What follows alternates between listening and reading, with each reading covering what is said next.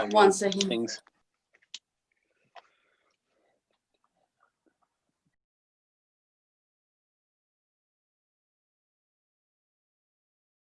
All right. I'm just going to pop this on record so that we're... One second.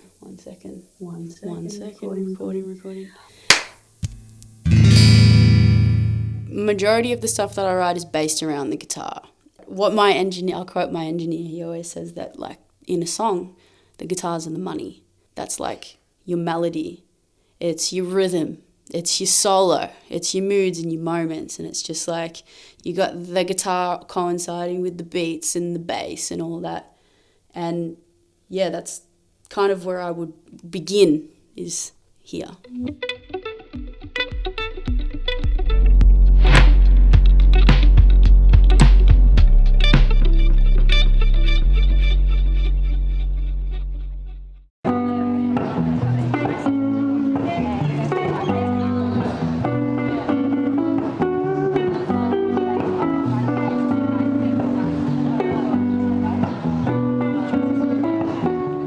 So Pretty Lady is, well, it was just the bones of it. I used to busk the song and I just used to use it as a little freestyle jam. So I'd start off the guitar, make a couple of looping layers, and then see if I could like nab people's attention, and then I would like kind of like hone in on somebody and just like freestyle at them about the day, about what they were wearing, about anything that was going on. So it was more of just like a interactive, fun, hey, slow down, let's all have a moment together right now, let's have a smile before you check into your office job and have to commit to being someone's bitch for the day. Like, let's have a little sing-along before you go to work. So the song ended up on the album because when I approached the time to begin writing it, I didn't have anything. But I had all these songs that I'd never touched in my archives before. So Pretty Lady was one that I thought, you know what, it might be worth giving this a go, trying to write it, because I could never figure it out. I always had the guitar parts. I mean, for Pretty Lady, definitely started around that guitar part. It's pretty wild to see. It's one thing when you see her live, you know, in front of an audience and everything like that. But for her to say, and there's many times it happens, she'll, Richard, I've got an idea for this song. This is a song I'm thinking about. And she'll just sit there and basically play it through her live rig.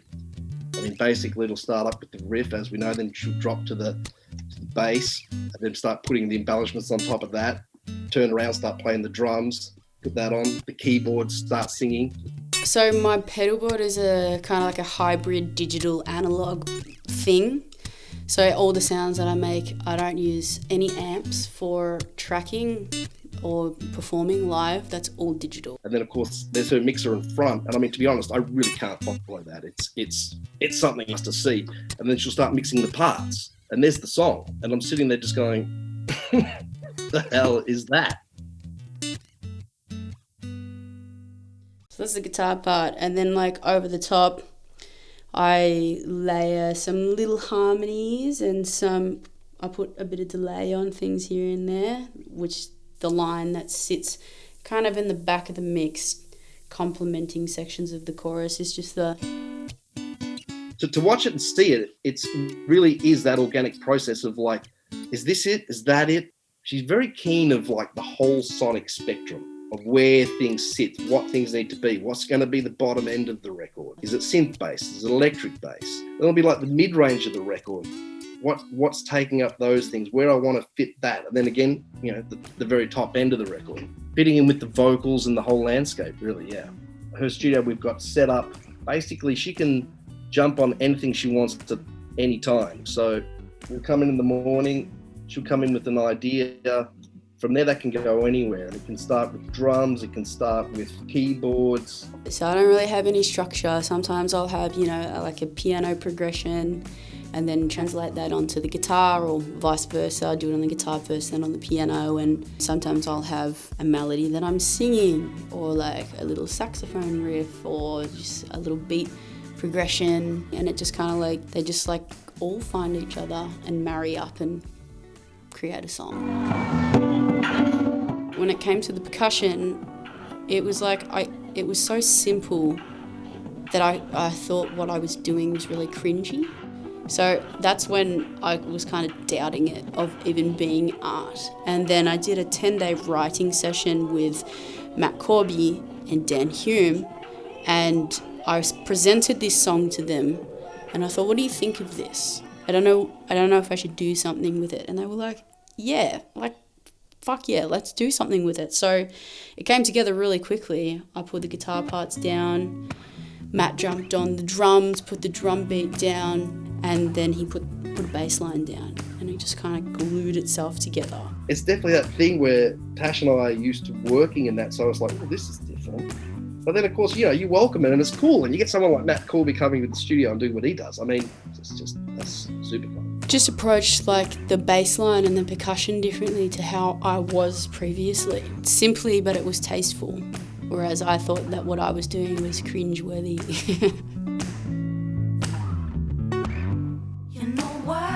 I needed that little push from a couple of other people to go, hey, I think you might be just getting in your own head too much about this. Let's give it a go and release it. We have a little bit of a running joke that it's not finished. We basically just run out of time. It's like so many times a song will be finished and she goes, I just got an idea for an outro. When it goes into the outro, when it goes into that 3/4 moment at the end, there's three different versions. One did have a really clean guitar solo on the end and a bass line, and then the version that there was another bounce of that with a bass line, but I took it out because it was too precious for me to just have it as an outro on a song instead of using it in a real song. So I've saved those little moments, but yeah, I'll see if I can pull it up.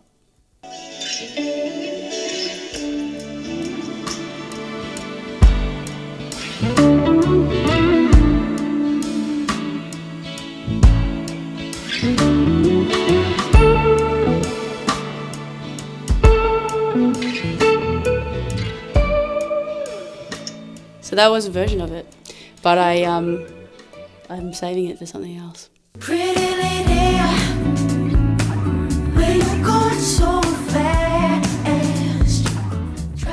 Songwriting is a little bit different. Before, it was this real resistance to letting anybody in my zone. So it was like, I can do this on my own. I'm going to take it as far as I possibly can on my own and figure out any changes later. Yeah, that's all well and good that I can write all these songs in the studio and I can do all of this in the studio. But how the hell am I going to play that live? I don't have 10 arms. I can't fucking do all that shit. If you get stuck, there's nothing that says that you shouldn't turn it into a collab. Like, I just want to continue doing that because every time you work with somebody else, you get a little slice of how their brain ticks in the approach to music, moods, moments, melodies, instruments, all of it. To partner up with Fender and launch a signature series, like that's just the biggest honour as a guitarist. And when I was young, my parents would always say that anything that was in the shape of a guitar, I would just pick it up. And then when I got a little bit older, when I turned 8, that's when I got my first Fender Squier.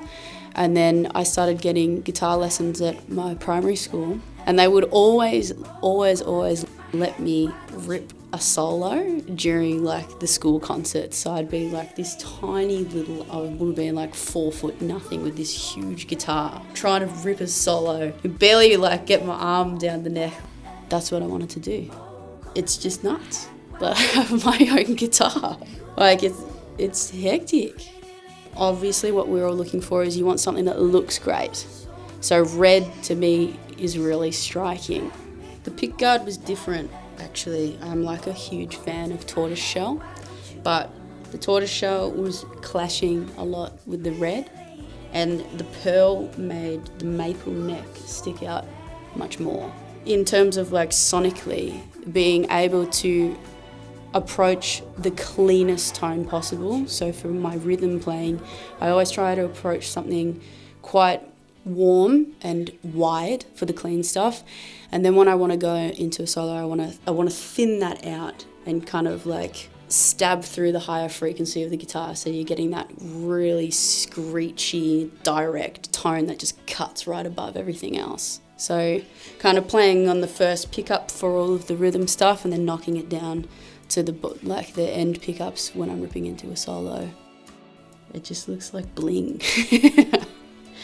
Musical bling. This record that I've just done is 14 tracks, which is another 14 tracks to add on to the catalogue of me.